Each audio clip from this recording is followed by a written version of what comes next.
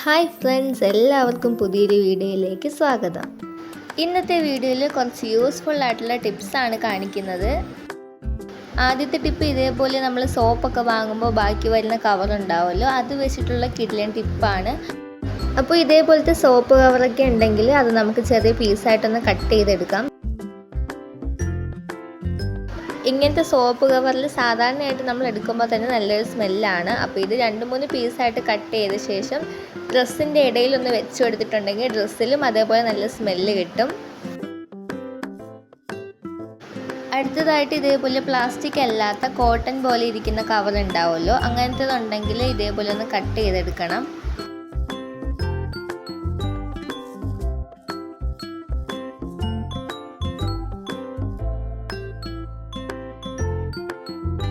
ഇതേപോലെ ഒന്ന് കട്ട് ചെയ്തെടുത്തിട്ടുണ്ട്.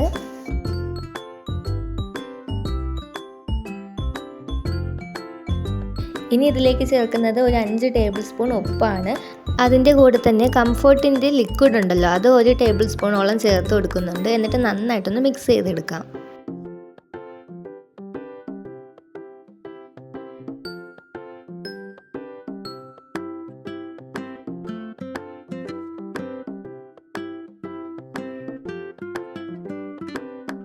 അപ്പോൾ ഇതേപോലെ അതൊന്ന് കെട്ടി വെക്കാം.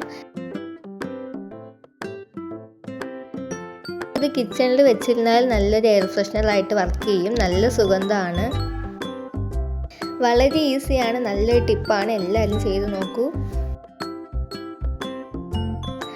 അടുത്തതായിട്ട് നമ്മൾ തക്കാളിയൊക്കെ വാങ്ങിക്കൊണ്ട് വരുമ്പോൾ പെട്ടെന്ന് ചീത്തയായി പോകാതിരിക്കാനുള്ള ഒരു ടിപ്പാണ് കാണിക്കുന്നത്. തക്കാളി വാങ്ങിക്കൊണ്ട് വരുമ്പോൾ ആദ്യം തന്നെ നമ്മൾ വിനാഗിരി ചേർത്ത വെള്ളത്തിലിട്ട് നന്നായിട്ടൊന്ന് കഴുകിയെടുക്കണം. വിനാഗിരി ചേർത്ത വെള്ളത്തിലിട്ട് കഴുകിയതിന് ശേഷം നന്നായിട്ടൊന്ന് തുടച്ചെടുക്കണം. തക്കാളിയിൽ വെള്ളത്തിൻ്റെ അംശം ഇരുന്നാൽ പെട്ടെന്ന് തക്കാളി ചീത്തയായി പോകും. അതുകൊണ്ട് നമുക്ക് നന്നായിട്ടൊന്ന് തുടച്ചെടുക്കാം.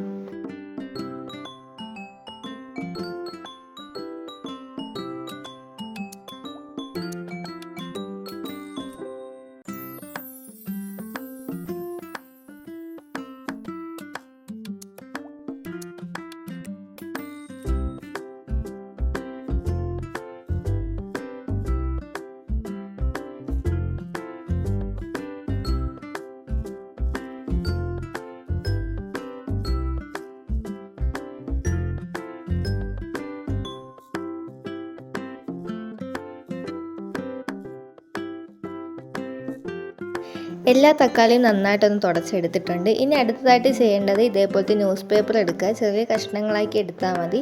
അതിൽ ഓരോ തക്കാളിയും നന്നായിട്ടൊന്ന് പൊതിഞ്ഞെടുത്ത് മാറ്റി വയ്ക്കാം.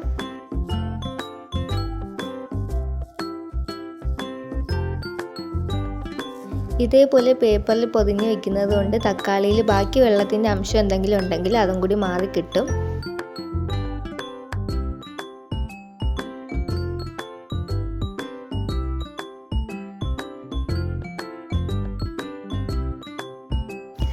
എല്ലാ തക്കാളിയും ഇതേപോലെ ചെയ്ത ശേഷം ഒരു കണ്ടെയ്നറിലോട്ട് മാറ്റിയിട്ടുണ്ട്. അപ്പോൾ ഇങ്ങനെ വെക്കുകയാണെന്നുണ്ടെങ്കിൽ ഫ്രിഡ്ജിന് പുറത്തായാലും തക്കാളി ഒരുപാട് നാൾ കേടുകൂടാതിരിക്കാൻ സഹായിക്കും. അതുപോലെ തന്നെ ഫ്രിഡ്ജിനുള്ളിൽ വെച്ചും സൂക്ഷിക്കാം. ഇന്നത്തെ ടിപ്സ് എല്ലാവർക്കും യൂസ്ഫുൾ ആയെന്ന് വിശ്വസിക്കുന്നു. വീഡിയോ ഇഷ്ടപ്പെട്ടെങ്കിൽ ലൈക്ക് ചെയ്യുക. ഇതുപോലുള്ള ടിപ്സിനായിട്ട് ചാനൽ ഒന്ന് സബ്സ്ക്രൈബ് ചെയ്യുക.